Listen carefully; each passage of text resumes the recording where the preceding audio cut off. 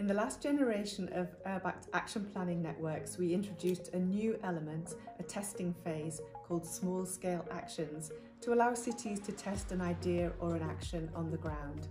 So we've now commissioned a study to see how well that worked in the 192 cities across 23 networks.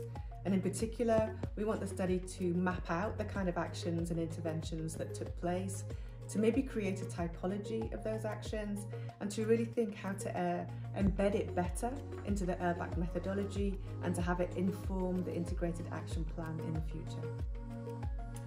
To map all the small-scale actions, we organized interviews where we met lead experts and lead partners from all the networks. And it was interesting because they told us first how they perceived small-scale actions, how they understood it, and how they explained it to the other networks, and then how they managed to make a small-scale action. And during those interviews, during that time when we were making those interviews, in parallel, we were also doing desk research to kind of have an overview of all the SSAs that were made. So trying to find out what kind of cities were making SSAs, what kind of activities, how much budget they used, what kind of experimentations they were making, and so on.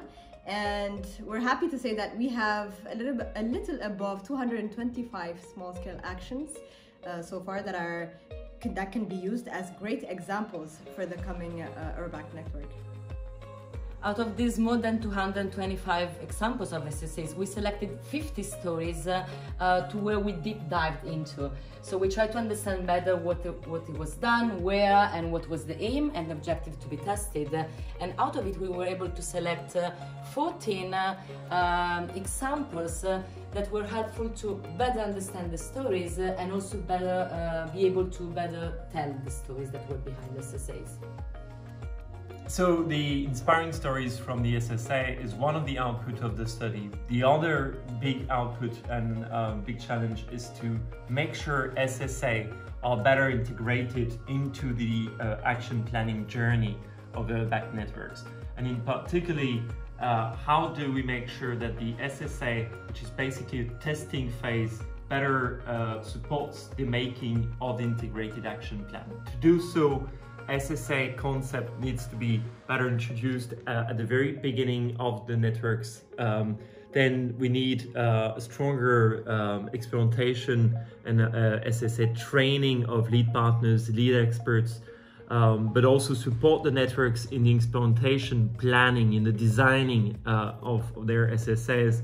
Then of course the sharing and peer review within the network and in between networks, and obviously greater evaluation and capitalization on the SSA in order to make sure that SSA do feed into the IAP and enrich them.